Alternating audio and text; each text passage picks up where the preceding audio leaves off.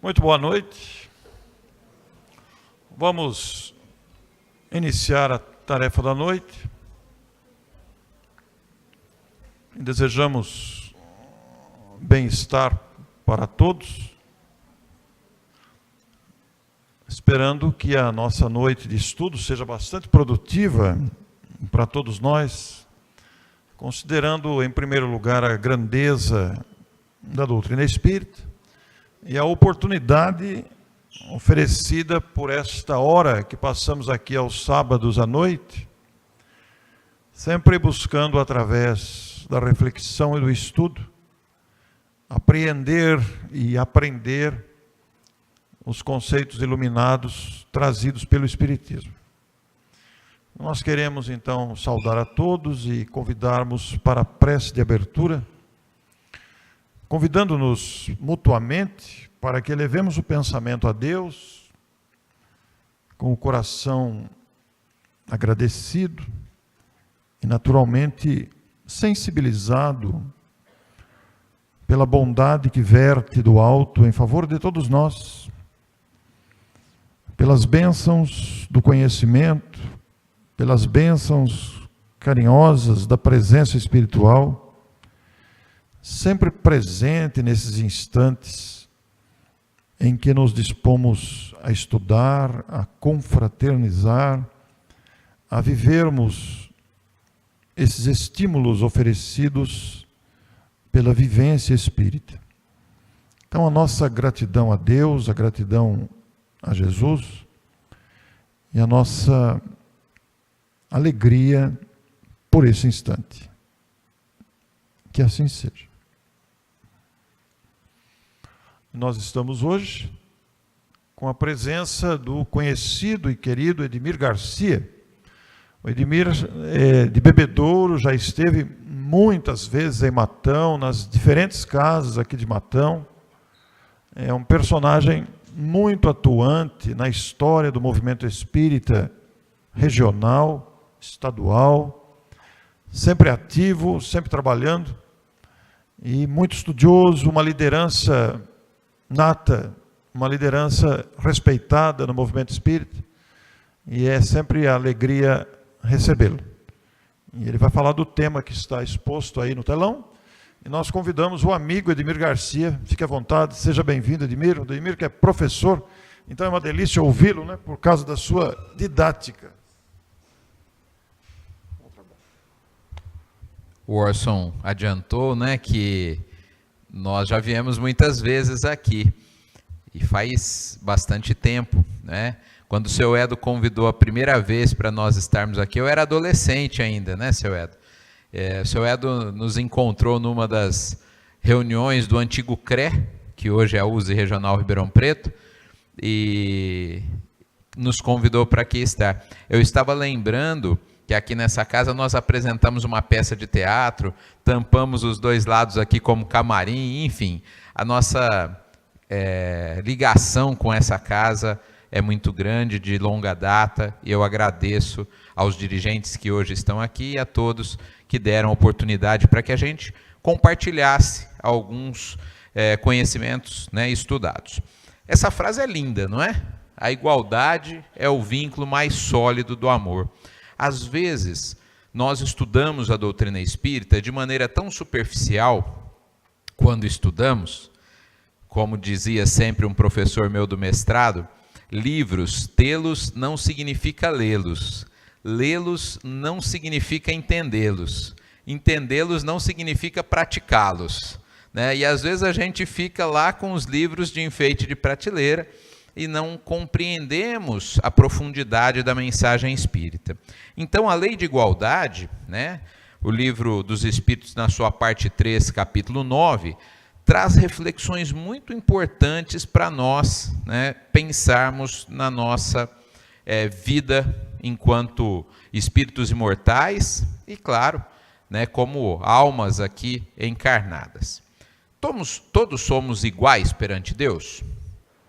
Sim, né, nós respondemos, nós espíritas respondemos sem pestanejar que sim. Mas vamos entender como é que se dá esse processo de igualdade, não é? Porque outras filosofias e outras religiões também dizem que todos somos iguais perante Deus, mas na hora que vai descer um degrauzinho para explicar isso, acaba se complicando.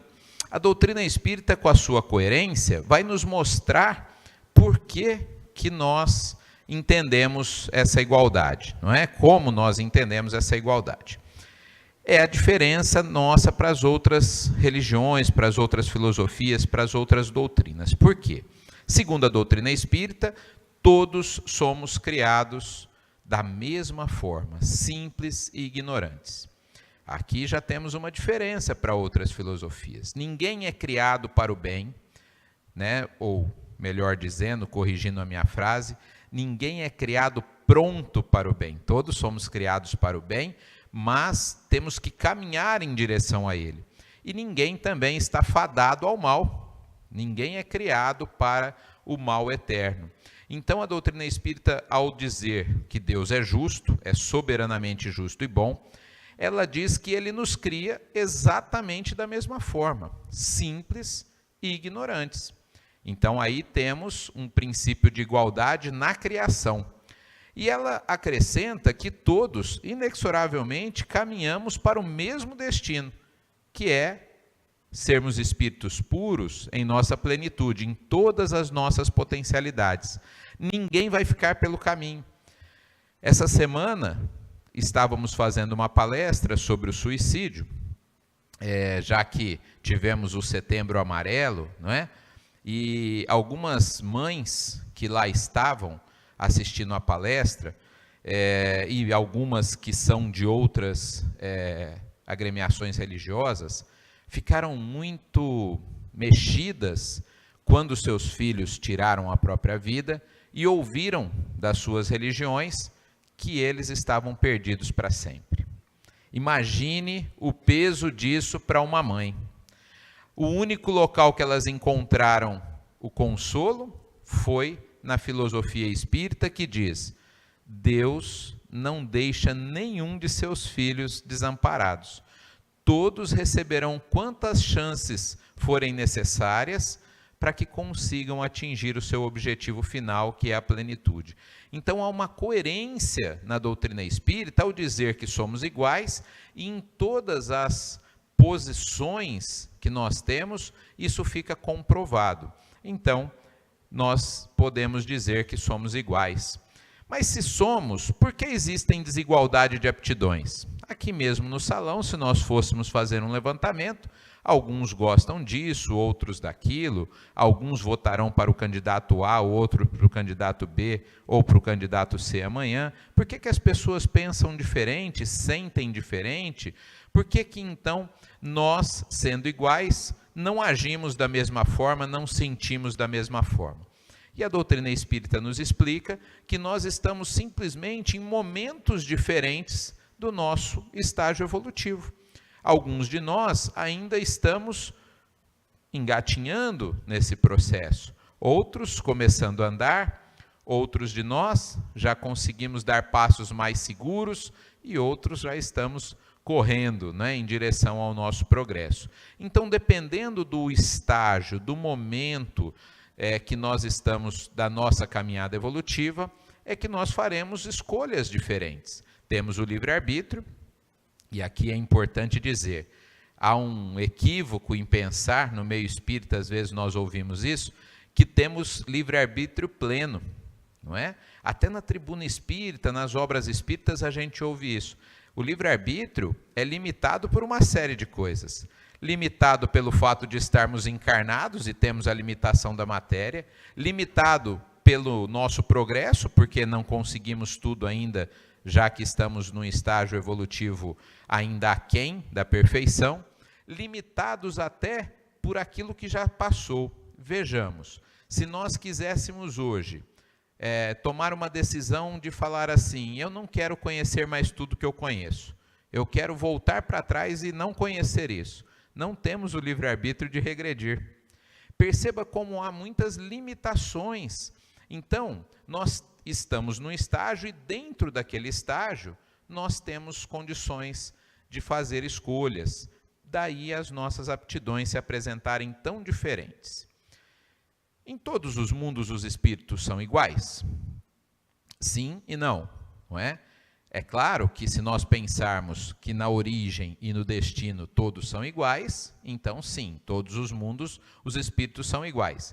Mas estão, como eu bem disse, em estágios diferentes. A doutrina espírita nos fala da escala de mundos. Temos 5 mundos primitivos, a Terra já foi um deles, mundos de provas e expiações, e a Terra encontra-se nesse estágio, mundos de regeneração, caminhamos para ele, mundos felizes e mundos divinos. Portanto, os espíritos estão em momentos diferentes, em estágios diferentes, por isso cada mundo tem as suas peculiaridades, não é? Eles estão fazendo coisas que nós ainda nem nos preocupamos às vezes, e alguns estão fazendo coisas que nós já deixamos de fazer. Como os espíritos de mundos superiores então podem nos ajudar?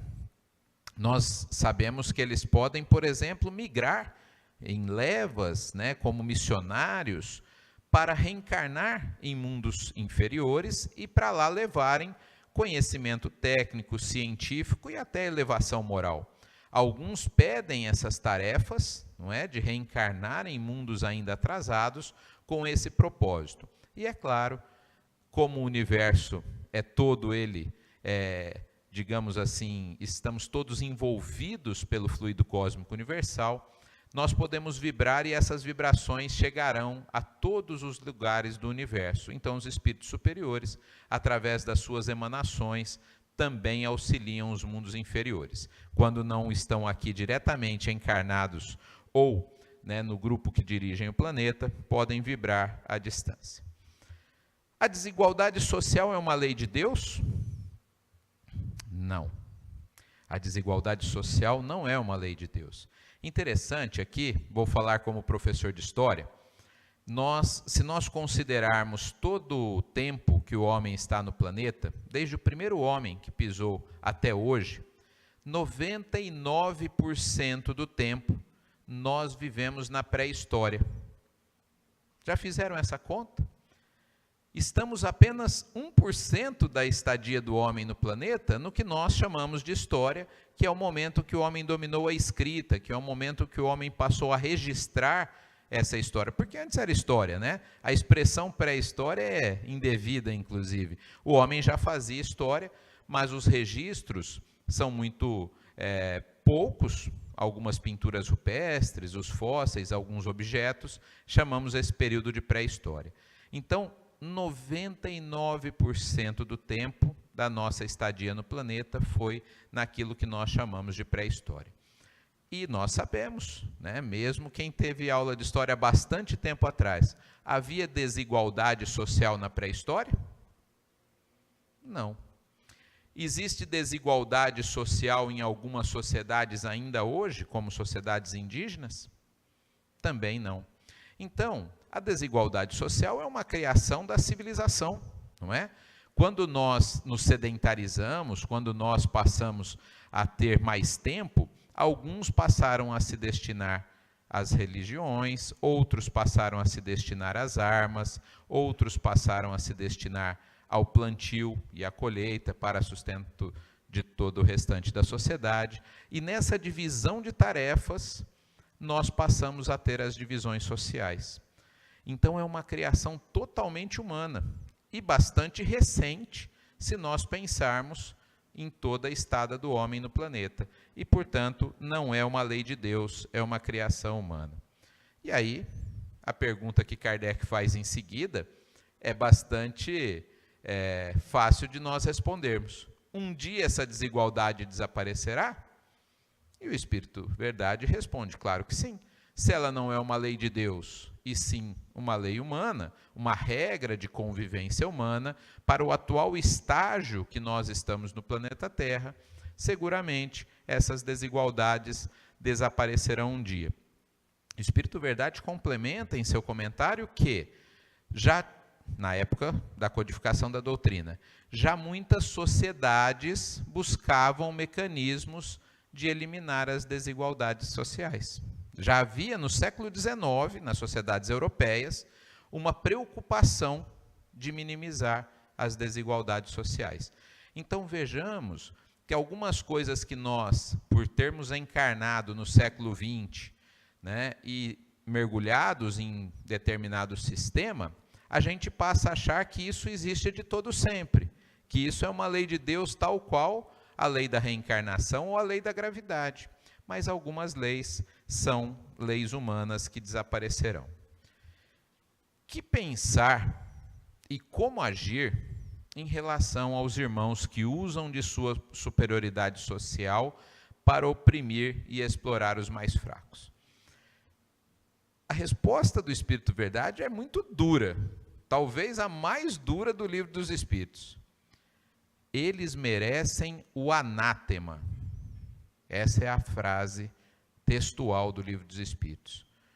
O anátema, podemos dizer que é algo semelhante ao desprezo. Eu vou ser mais bonzinho aqui que o Espírito Verdade, não é? Os nossos irmãos merecem a nossa compaixão. Não é? Claro que o que eles quiseram dizer é que é uma ação desprezível e não que as pessoas, que os indivíduos são desprezíveis. Aliás, essa é uma separação que nós precisamos fazer com frequência, não é? Nós devemos amar os criminosos, todos eles, mesmo que a gente esteja combatendo o crime. Há uma diferença muito grande entre combater o crime e combater o criminoso, não é? O criminoso, independente de qual seja o seu delito, deve ser amado por todos nós. Vivemos época de polarização política não só no Brasil, mas no mundo, e não é possível que um espírita sinta felicidade com o mal de qualquer lado que seja, não é? Nós podemos ter opiniões políticas, mas nunca ficarmos felizes com o mal de algum dos lados. E essa não é uma postura cristã, uma postura espírita. Então, pensemos nas duas partes dessa pergunta. Que pensar? Pensar que estes irmãos estão adoecidos, pensar que esses irmãos receberam a prova e não estão conseguindo passar nesta prova. Aqui precisamos destacar que esse fraco é em vários sentidos. É o fraco moralmente, é o fraco intelectualmente, é o fraco financeiramente, é o fraco em todos os sentidos, até fisicamente, pessoas que são dependentes fisicamente de outras pessoas. Então, quando recebemos uma tarefa de termos algum poder, seja ele porque temos uma empresa, temos o poder político, qualquer poder que seja, ou até o poder paternal, maternal, né, o poder sobre algumas criaturas que estão sob a nossa guarda, nós temos obrigação não de oprimir e explorar, nós temos a obrigação de ajudar esses irmãos a crescer. É isso que está lá em Lei de Igualdade, no Livro dos Espíritos, não é? O forte, em qualquer sentido, está encarnado com que propósito? Ajudar os mais fracos, fazer com que eles progridam. Lembra dos espíritos superiores que eu falei agora há pouco, que às vezes pedem a oportunidade de reencarnar num mundo inferior, com que propósito? Exclusivamente ajudar os mais fracos, exclusivamente ensinar aqueles irmãos que ainda demorariam muito mais sem a presença deles. Então, assim devemos pensar e agir em relação a esses irmãos, né? Agir sempre com muita compaixão e, claro, buscando orientá-los. A desigualdade das riquezas não é fruto da desigualdade das faculdades? Um dos homens no passado, que chegou a ser o homem mais rico do mundo, né, o Onassis, o armador grego Onassis, que tinha muitos navios, disseram para ele naquela oportunidade que se ele, ao morrer, deixasse a sua fortuna dividida entre os gregos, já que ele era grego, todos teriam uma condição de classe média, ficariam bem de vida, assim. E por que ele não fazia isso? Então o Onassis usou mais ou menos o argumento dessa resposta para dizer, olha, isso daria certo de manhã, a hora que eu fizesse essa divisão. De tarde já teria alguns mais ricos e outros mais pobres, porque graças à diferença de faculdade entre eles, alguns conseguiriam, né, nas suas relações com o próximo, guardar mais dinheiro, outros menos dinheiro. Então, claro, as desigualdades das riquezas têm relação direta com as nossas faculdades, mas também tem relação direta com o nosso orgulho, com o nosso egoísmo, com os nossos defeitos. Então, podemos aquinhoar riquezas materiais e delas fazermos bom uso, como veremos adiante, como também podemos fazer isso e delas fazermos péssimo uso. Às vezes nós achamos que o problema é quanto dinheiro as pessoas têm. E na verdade não é. Existem pessoas muito apegadas aos bens materiais, que têm muito dinheiro, que têm mais ou menos dinheiro, e que não têm nada de dinheiro, mas são apegadas aos bens materiais. Existem pessoas que têm quase nada, mais ou menos, ou muito, e que são completamente desapegadas. O problema não é quanto as pessoas têm de recursos materiais para administrar, é a relação que elas têm com esse bem material. Eu me lembro que certa feita, numa reunião administrativa, a gente discutia um assunto, parece absurdo, mas olha só, uma casa espírita, hoje as casas espíritas quase todas têm data show, né? Mas você lembra bem, Orson, que as casas não tinham, né? Então, quando ia um palestrante que ia precisar, a gente falava, olha, tem que emprestar para outra casa. E tinha casa que resistia, né? Tinha casa que falava, não, mas vai emprestar o data show, vai gastar a luz, né, do nosso equipamento. Olha que relação mesquinha de posse, não é? De uma casa espírita não emprestar um equipamento para o outro, porque vai gastar. Então, perceba que às vezes estamos numa diretoria de uma instituição espírita, com um bem de pouco valor, mas estamos agindo errado. Estamos usando mal o poder que nós temos sobre aquele bem, que poderia ser compartilhado e utilizado de maneira mais adequada, mas nós estamos, pelo nosso egoísmo, querendo só para nós. Perceba como que, às vezes, a gente não se dá conta, e só o exemplo é que nos remete aos fatos, de que nós fazemos isso. De que, às vezes, os nossos bens particulares, das nossas empresas, ou se somos um político, né, os bens que administramos, enfim, ou da casa espírita, estão sob a nossa guarda para ajudar o próximo, para servir a comunidade. É para isso que nós estamos com o poder de ter esses bens sob a nossa guarda. Se não soubermos usar, nos comprometeremos. Como devemos encarar a riqueza hereditária? Quem herda é responsável por sua origem? Nós sabemos, né, no Brasil, que no passado, lá na época do Brasil Colônia, nós tivemos as capitanias hereditárias. Lembra disso, lá da aula de História? E as capitanias hereditárias foram divididas em sesmarias, que eram grandes glebas de terras, que eram doadas para algumas pessoas portugueses, na sua maioria, alguns já brasileiros. Nenhuma capitania hereditária foi comprada, nenhuma sesmaria foi comprada. Todas elas tinham uma carta de doação, né? O capitão donatário, e depois ele também fazia um repasse disso. Portanto, a posse da terra no Brasil não vem de aquisição, ela vem de doação. Ela vem do fato de nós termos tomado dos índios, quando chegamos, né, os colonizadores, e depois fizeram uma divisão. O que o Espírito Verdade nos responde é para dizer assim, espera aí, vocês espíritas não são reencarnacionistas? Então pense, o bem é hereditário, não é? Foi o seu bisavô que conseguiu esse bem. Quem era o seu bisavô? Os Espíritos nos diz. Muitas vezes, quem eram os nossos bisavós? Nós. Nós mesmos que lá atrás cometemos isso está lá no Livro dos Espíritos. Falou, muitas vezes o próprio espírito adquiriu de forma ilícita e lá na frente ele herda isso. Então ele diz, como subsidiários nós somos responsáveis inclusive pelos bens que herdamos, porque muitas das vezes fomos nós mesmos que lá no passado adquirimos de forma irregular.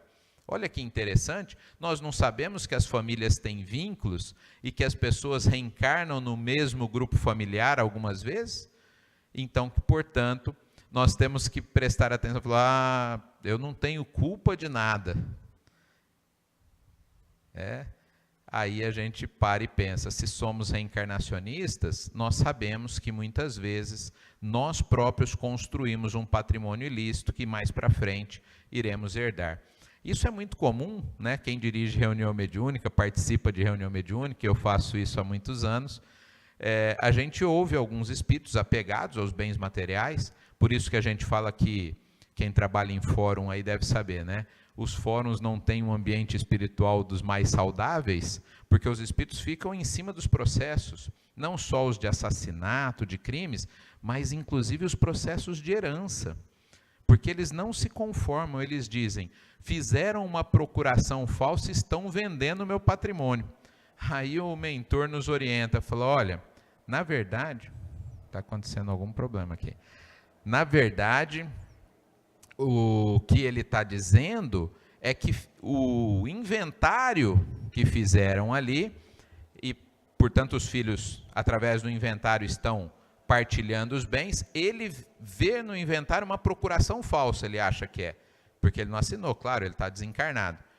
E às vezes o mentor complementa dizendo assim, faz mais de 20 anos que ele desencarnou, e está lá, em cima dos bens materiais, continuam apegados aos seus patrimônios materiais, não é? Isso não é raro. Quem aqui participa de reunião mediúnica sabe que essa é a regra. A exceção é quando os espíritos se desvinculam disso. Porque, gente, façamos uma análise muito simples. Alguém que passou 80 anos da sua vida dedicada a quinhoar bens materiais, ela desencarna e desapega? Seria ilógico nós pensarmos que ao desencarnarmos nós viramos anjos. Isso não acontece, não é? Então, nós sabemos que muitas vezes vamos continuar dando trabalho. A igualdade absoluta das riquezas será possível um dia? Não, no mundo de provas e expiações não. O Espírito Verdade nos diz o quê? Que nós precisamos de uma certa desigualdade, porque é isso que nos faz progredir. A desigualdade está de acordo, ou em acordo, melhor dizendo, com o nosso estágio evolutivo, com as nossas diferenças de faculdades, com as nossas diferentes necessidades. Então, ela não vai ser possível enquanto nós formos espíritos encarnados no mundo de provas e expiações. Haverá sempre alguma desigualdade. Olha que interessante. Podemos ter igualdade de bem-estar mesmo com desigualdade das riquezas? Olha, a gente pensa que quem tem mais dinheiro tem mais bem-estar. Mas esse é um equívoco, é um enorme equívoco, porque não é verdade. Nós que fazemos o atendimento fraterno da casa, nós recebemos mais pobres do que ricos no atendimento fraterno? Não. A proporção é a mesma. Pessoas de todas as classes sociais vêm em busca do auxílio espiritual. Vêm com depressão, vêm pedindo ajuda para a sua mediunidade mal orientada, vêm com problemas de relacionamento. Portanto, o bem-estar não tem nada ou quase nada a ver com os nossos bens materiais. Podemos, e é corriqueiro vermos, pessoas de parcas condições financeiras que são pessoas com ótimo bem-estar. Aliás, uma pesquisa feita por um instituto mostrava algo interessante sobre isso. A felicidade, era uma pesquisa feita sobre a felicidade não estava na relação da quantidade de bens que as pessoas tinham, estava na relação entre o que elas tinham e o que elas gostariam de ter. Então, entendamos assim, se eu tenho 10 e só quero ter 10, eu sou feliz. Se eu tenho 100 e quero ter 200, eu sou infeliz. Porque é como se tivesse sempre um vazio. Então eles descobriram que uma sociedade quase tribal que vivia, né, na Polinésia, né, nas ilhas da Polinésia, era a sociedade mais feliz do mundo. Sabe por quê? Você perguntava para todos os membros lá, o que você quer? Ele falou, quero isso, quero o que eu tenho. Mas você não tem vontade de morar em Paris? Não. Você não quer ir para morar na Quinta Avenida em Nova York? Não. Eu sou feliz aqui com o que eu tenho. Então a relação da felicidade e os bens materiais está diretamente relacionada aos meus desejos, aos meus anseios, aquilo que eu permiti que fizessem ou acreditar que era importante. E aí então a gente passa a ter angústia, porque os budistas diziam, né, que a causa da infelicidade é justamente o nosso desejo. Aquilo que a gente deseja e não alcança é causa da nossa infelicidade. Então, se o que eu desejo é exatamente o que eu tenho, se eu tenho uma vida simples e é isso que eu desejo, eu sou feliz.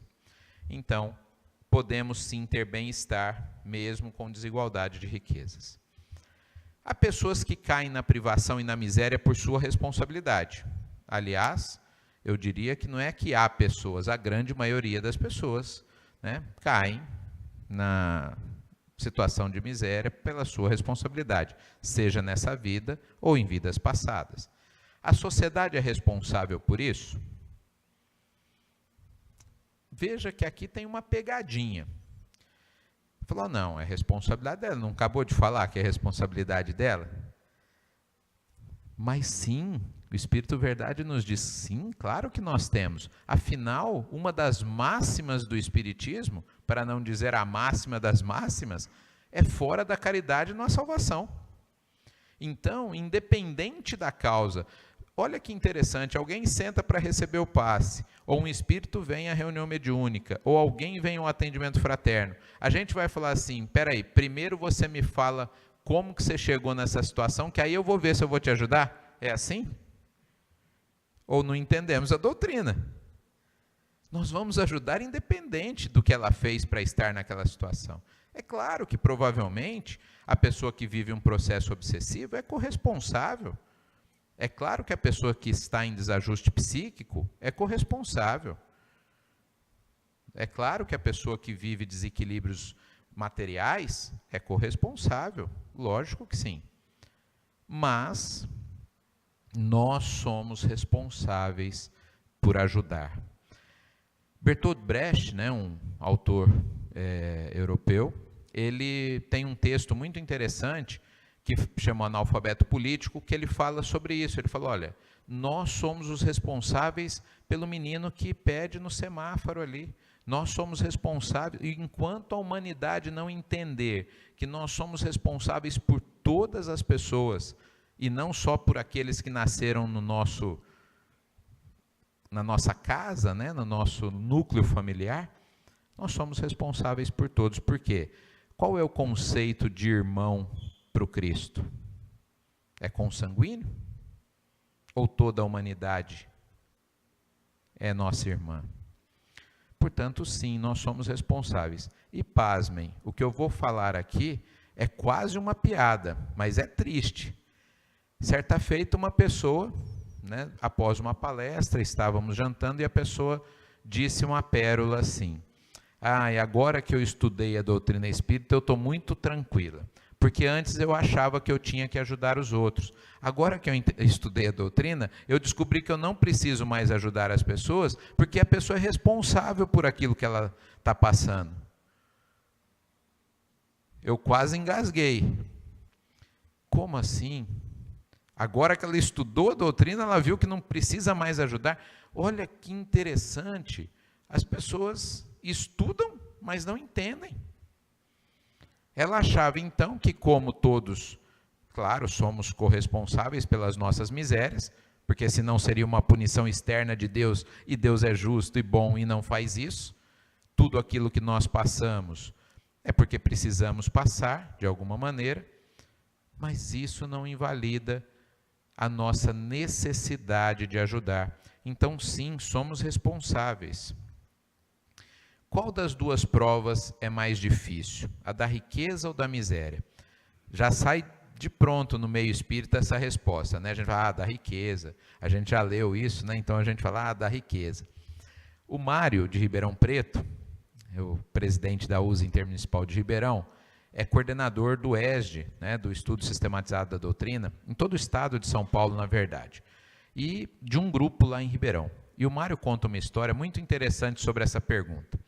Ele diz que uma frequentadora do curso, porque aqui tem ESD, nessa casa tem ESD, não? O ESD, normalmente o grupo se forma e vai até o fim o mesmo grupo, não entra, por isso que eu perguntei. E que uma moça falou, olha, meu pai desencarnou, minha mãe está idosa, eu não posso mais deixar ela sozinha. Para eu continuar vindo ao ESD, eu preciso trazê-la. Posso? O pessoal falou, claro que sim. Ah, mas ela não é do grupo. Não, imagina, não tem problema, pode trazer. Então, o grupo lá, suas 20 a 30 pessoas, e essa senhora passou a frequentar. Mas entrava muda e saía calada. Nunca ninguém tinha ouvido ela falar nada. Já meses frequentando o curso e nada dela se manifestar em alguma das questões. Um dia, colocaram essa frase. Gente, frequentador da casa espírita de grupo de estudo é classe média, né? A maioria é classe média, pessoas que têm comida em casa. Então, colocaram essa frase e todo mundo começou assim, não, a prova da riqueza é mais difícil, a prova da riqueza é mais difícil, quase voz geral. Aí ela pegou e disse assim, gente, o pessoal parou, olhou, né? Falou, nunca tinha ouvido a voz dela. A fome dói, vocês não sabem. E aí todo mundo... É fácil do nosso ponto de vista, né? Nós fazermos esse tipo de análise. Ela, que na sua infância, juventude, tinha passado por dificuldades que nós desconhecemos, falou, olha, vocês não sabem que é a prova da pobreza também. Muitos sucumbem. Nós veremos um vídeo daqui um pouco de como podemos passar bem pelas duas provas.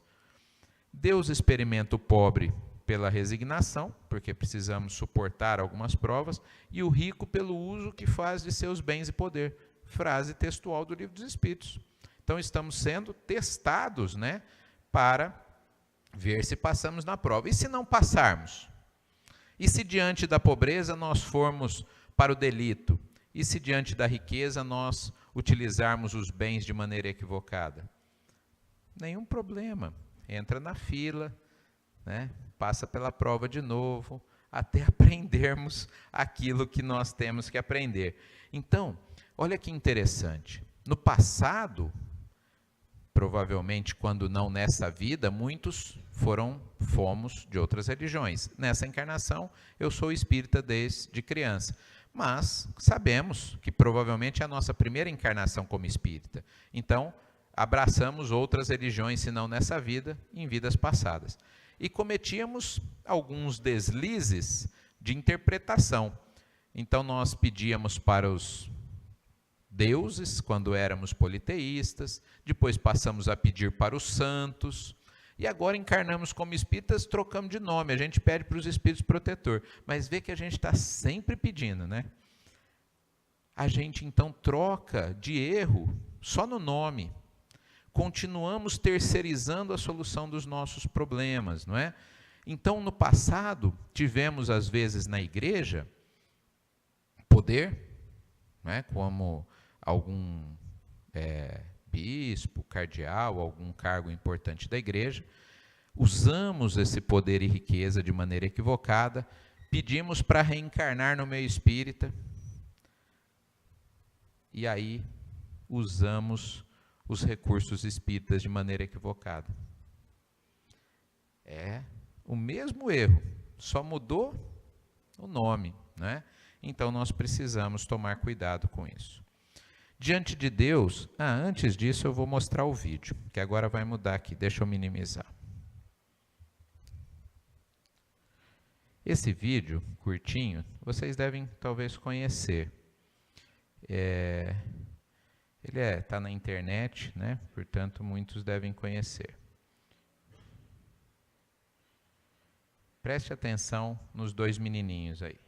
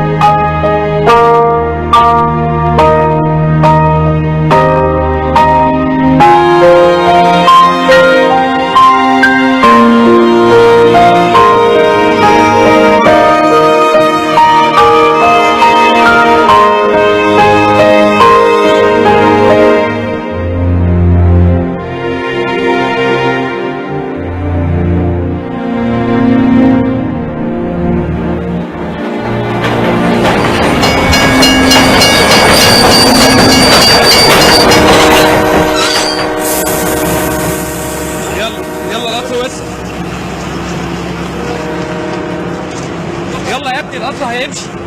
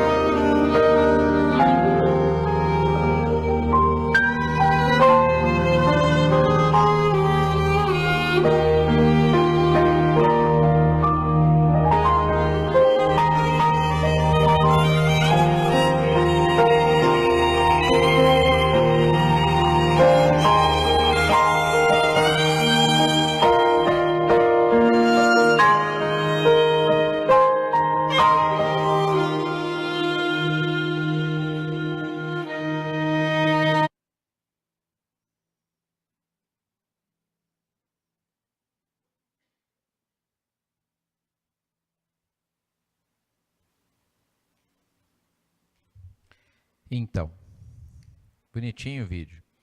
Os dois passaram. Os dois passaram na prova, né?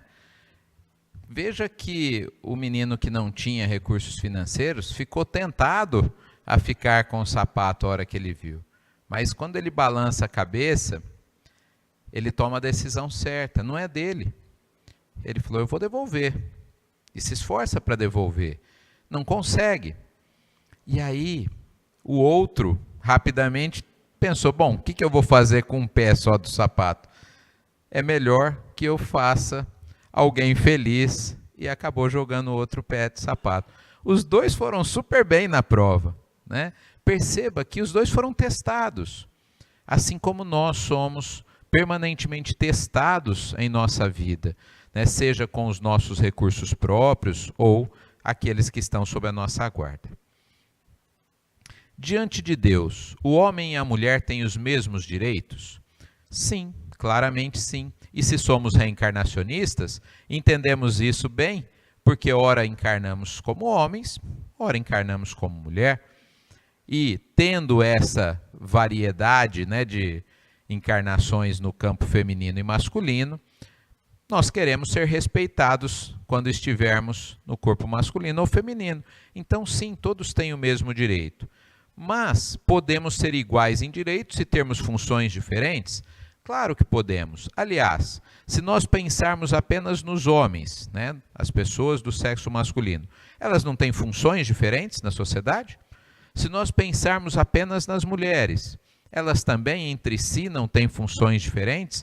Então, aquilo que encarnamos para fazer profissionalmente, aquela tarefa que temos familiar, é nossa tarefa, independente se encarnamos num corpo feminino ou num corpo masculino.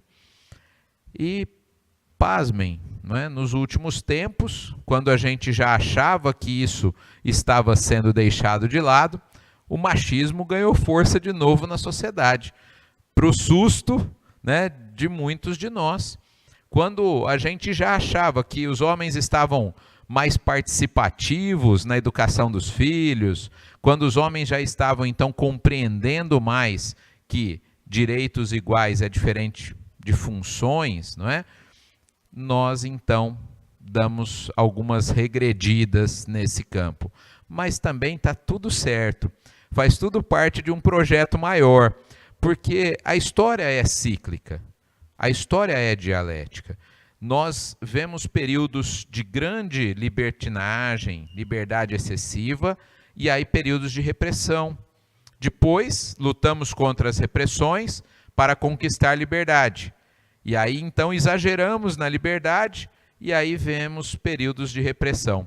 É como se fosse uma grande espiral, a história da humanidade é assim, e todas as vezes que nós voltamos, a gente acha que volta no mesmo ponto, mas na verdade não, nós voltamos uma oitava acima, né? Estamos progredindo, mas voltamos a erros que parecia já ter sido abandonado no passado, não é? Terem sido abandonados no passado. Então, nós podemos ser iguais, mesmo com funções diferentes. Que pensar de leis que discriminam mulheres e outras minorias? Bom, se nós temos a consciência de que ora encarnamos num corpo feminino, masculino ou qualquer outra deficiência, dificuldade que temos, então nós queremos ser respeitados. Às vezes, quando nós pegamos classes, salas de aula, que tem muita discriminação, a gente precisa fazer algumas coisas. Uma das coisas é conversar, mas conversar é muito racional, às vezes não funciona. Então a gente abre mão de técnicas. Uma delas é, por exemplo, colocar a classe em pé lá no fundo, preparar 10 questões. E aí eu digo assim, olha, vem para frente só quem usa óculos. E aí atravessa aí a classe uns 2, 3. E quando atravessa, começam as piadinhas, né? Ah, ó, 4 olhos, ó, né? Alguma piadinha assim. Aí todo mundo ri e tal, eles voltam. Aí você fala, vem para frente agora só quem tem menos de 1,50 m. Aí começam as piadinhas, né? Ah, tampinha, pintor de rodapé, alguma brincadeira assim. Aí você vai perguntando e, de alguma maneira, em 10 questões, todos se encaixam em algum momento. E acabam vindo para frente e ouvindo as piadinhas dos colegas. Aí nós vamos analisar a técnica e dizer assim, como você se sentiu quando veio para frente sozinho ou com mais um colega e todo mundo brincou com você, com essa sua característica. Invariavelmente, o que as pessoas dizem? Não gostei.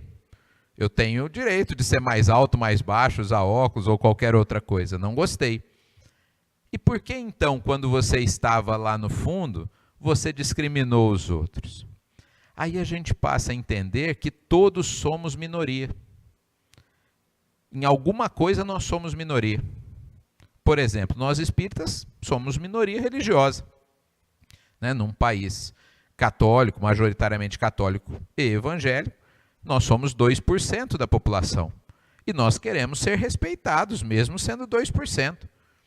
Então, todas as minorias merecem o nosso respeito igualmente.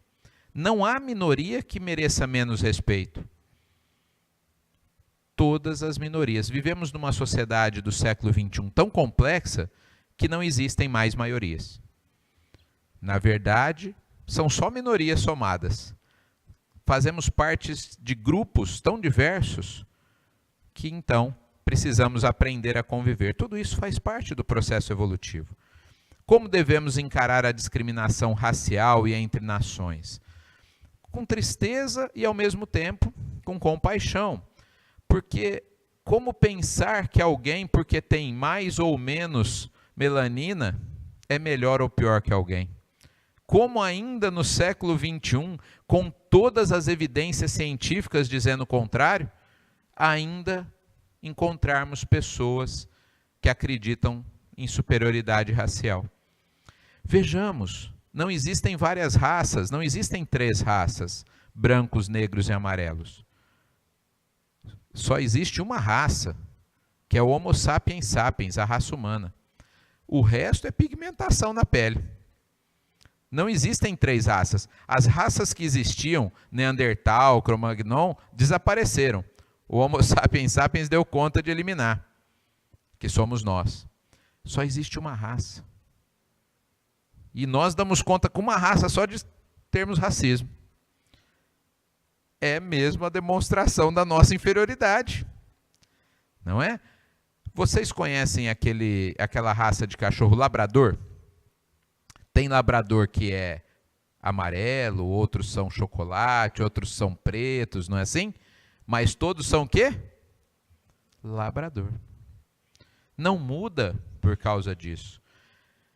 Parecia também algo que a gente estava superando e, de repente, vemos isso recrudescido na sociedade. Vemos a discriminação racial, a ideia de superioridade racial voltar à tona. Mas voltou uma oitava acima, volta com mais resistência, com menos força, até que a gente dê conta de eliminá-la completamente.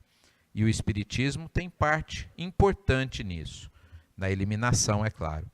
É justo perpetuarmos nossa memória através de monumentos fúnebres?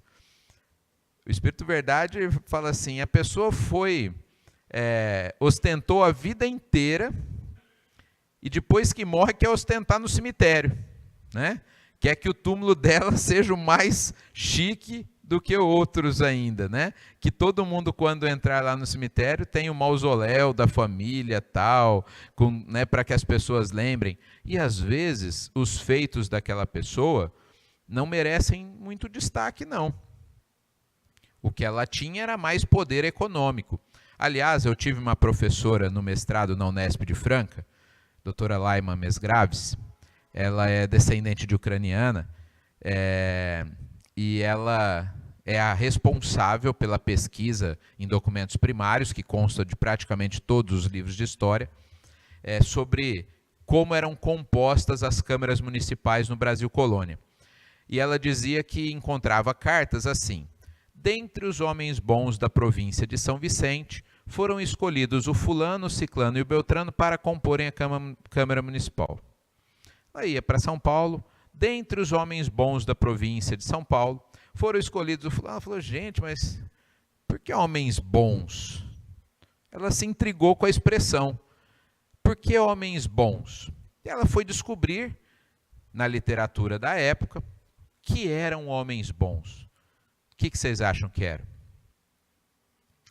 Eram homens ricos. né? Não era bom de briga, né? Não era bom intelectualmente, não. Era bom de dinheiro. Então, ficava feio escrever lá, dentre os homens ricos da província, porque ficava muito evidente a discriminação. Então, eles criaram uma metáfora. Dentre os homens bons da província de São Vicente foram escolhidos o fulano, dentre os homens bons. Então, veja, essas pessoas, muitas vezes, que são exaltadas, não tinham grandes valores. O Espírito Verdade diz, nós devemos sim lembrar de pessoas que partiram pelos seus feitos, não pelos monumentos fúnebres. Então nós devemos lembrar de Allan Kardec, porque ele mudou a nossa vida através do seu trabalho junto aos espíritos. Não pelo túmulo, e sim pelo que ele deixou para nós. Aliás, Richard Simonetti, que deixou o mundo material essa semana, sempre dizia isso. Ele falava assim, gente, finados é um caos, né? Ele dizia. Ele falava, porque você vai marcar um encontro com alguém que você ama no cemitério. Ele brincava. Marca na sua casa, né? Você quer fazer uma prece para alguém que você deixou? Ele falou, o cemitério não é o melhor lugar, né? Local que a gente não costuma marcar encontro lá no cemitério. Ele brincava com isso para dizer o quanto é sem importância os nossos despojos materiais. Como nós espíritas ainda podemos nos preocupar tanto com estes detalhes, né, de perpetuação da memória das pessoas. Devemos destacar na sociedade, para que as pessoas lembrem, pessoas que foram boas, que ajudaram, às vezes, com parcos recursos materiais, mas que se destacaram na comunidade. Sabe aquela pessoa, eu me lembro de um senhor que ganhou para vereança em Bebedouro algumas vezes, e sabe qual que era o bem que ele fazia? Parece engraçado, mas é muito legal. Ele, não sei se aposentado já era, ele ia na fila do hospital, dos lugares, e falava assim, a senhora tem almoço para fazer, né? A senhora tem? Tem. Eu fico aqui na fila para a senhora, eu guardo a fila para a senhora. Ele guardava a fila para as pessoas. Aí, depois a senhora vem, né? Eu fico aqui. Ele ia de madrugada, guardava a fila para alguém, para que a pessoa pudesse cuidar do filho, fazer o almoço e voltar. Ninguém vai lembrar dele por isso. Mas ele dava de si. Ele dava do seu tempo. Ele acordava de madrugada, ele não precisava fazer isso. Perceba como que às vezes nós valorizamos quem nem merece tanto destaque e deixamos de valorizar pessoas que fazem o bem, né, para pessoas da comunidade. E para encerrarmos, né, a continuação, devemos honrar com monumentos os homens de bem e não os mais abastados. E a gente encerra com uma frase do Victor Hugo, né, grande escritor francês: a primeira igualdade é a justiça. Então, se no início, no nome, no título, né, que nós trouxemos para a noite de hoje, que a igualdade é o vínculo mais sólido do amor, nós encerramos dizendo que a primeira igualdade é a justiça. Pensemos nisso, para que a nossa encarnação não seja marcada por tropeços, porque muitas vezes, mesmo tendo a doutrina espírita como farol a iluminar o nosso caminho, nós interpretamos tão mal que nós acabamos nos comprometendo ainda mais. Façamos da doutrina espírita realmente o farol que vá iluminar não só a nossa vida aqui, mas que ao deixarmos o plano material, e isso nós não sabemos quando será. Posso contar um segredo para eles, Orson? Nós vamos desencarnar. Vocês sabiam? E ninguém sabe se vai ser hoje.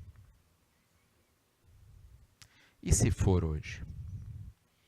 Como é que a gente chega no mundo espiritual? Preocupado com o data show que foi emprestado para outra casa espírita? Ou será que a gente volta sem nenhum apego, com a nossa contabilidade espiritual, se não zerada, como diz um companheiro de bebedouro, Edson Hazel, ele fala assim, que o pessoal brinca que está acumulando tijolinhos no plano espiritual, né? Ele falou, olha, sorte sua, eu estou só rasgando promissória ainda. Não comecei nem a acumular tijolinhos, ainda estou rasgando notas promissórias. Eu encerro com uma história que também é conhecida de muitos. Um repórter do New York Times foi à Índia entrevistar o Dalai Lama. Dalai Lama, para quem não sabe, líder espiritual e político do Tibete, mas com a invasão chinesa ao Tibete, ele se autoexilou na Índia e lá habita desde a sua pré-adolescência, praticamente. E o repórter chegou, Dalai Lama é uma figura conhecida no mundo todo, né? Já foi prêmio Nobel, tem livros espalhados em diversos idiomas, né? As suas palestras são muito requisitadas. E ele chegou imaginando que ia encontrar um palacete cheio de seguranças, porque é uma figura conhecida no mundo todo. Encontrou uma casa muito simples. Entrou na casa minimalista, assim, não tinha praticamente móveis. Dalai Lama sentou no chão e mostrou o chão na frente dele para o repórter sentar. O repórter sentou, fez a entrevista, mas intrigado, né? Como alguém tão famoso no mundo todo podia morar naquele ambiente. E no final ele perguntou, ele falou, podia perguntar uma coisa para o senhor? Por que o senhor não tem nada aqui? Coisas importantes assim que o senhor não tem aqui? Ele falou, olha, meu filho, eu posso te fazer uma pergunta antes de responder isso? Ele falou, sim. Você disse que eu não tenho coisas importantes aqui. Você tem uma casa lá em Nova York? Tenho. Ela é importante? É importante. Por que você não trouxe? Você tem carro? Tenho. Por que você não trouxe? Aí depois que ele falou isso, o repórter falou, mas eu não trouxe essas coisas porque eu estou aqui só de passagem. E o Dalai Lama virou para ele e falou, eu também, meu filho. Eu também. Estamos de passagem, vamos entender a mensagem do Cristo, para que a gente então possa retornar à pátria espiritual com a bagagem bem leve. Uma boa noite a todos.